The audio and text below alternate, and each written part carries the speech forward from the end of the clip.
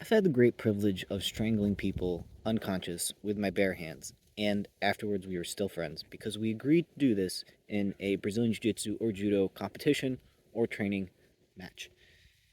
And I think it's made me a nicer person, and that's weird to think about, but why does strangling people make you a nicer person?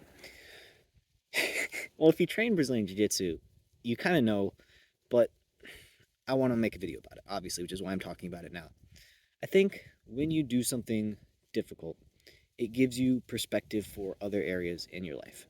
I know for me that the hardest thing that I do is kind of Brazilian Jiu Jitsu class. I mean, it's hard on one aspect, like physically, training can be tough, or mentally, maybe don't want to go, but, I love it. It's like the best part of my day. So I do enjoy it, but it is very, very difficult, especially if you're in a bad position or someone's, submitting you. It's tough. And so when I have other difficulties in life, like I'm waiting in line or basic tasks that everybody has to deal with, being interrupted by wildlife, it doesn't matter, right? I mean, it does matter, but it feels much less significant than my friends trying to choke me unconscious. On top of that, I think it gives me an appreciation for how fragile life can be. The difference between awake and asleep is, a little bit of pressure around your neck, and that's the same for everybody, no matter who you are, and it's very humbling, to be honest.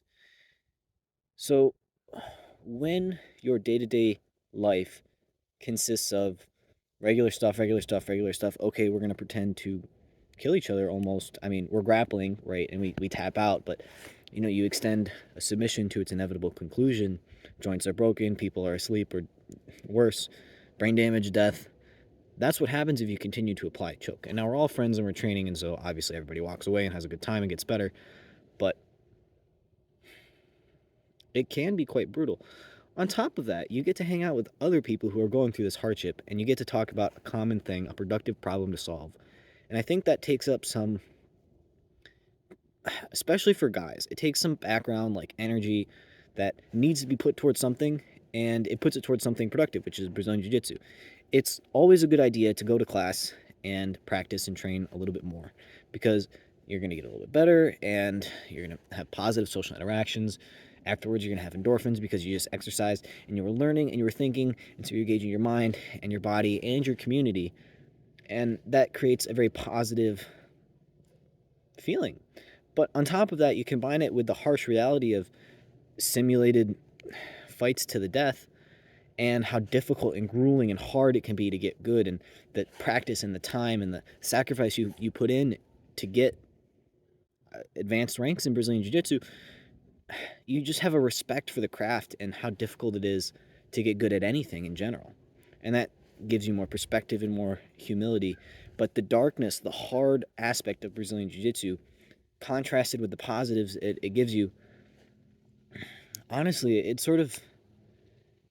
it gets that negative energy and gives it an outlet, a very healthy, positive outlet to express itself.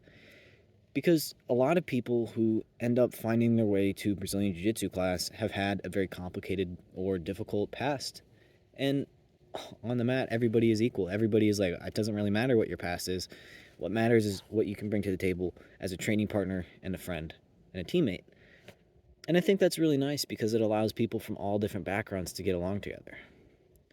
So I think that's why strangling people makes you a nicer person. If you like this type of content, support the channel by leaving me comments. Peace.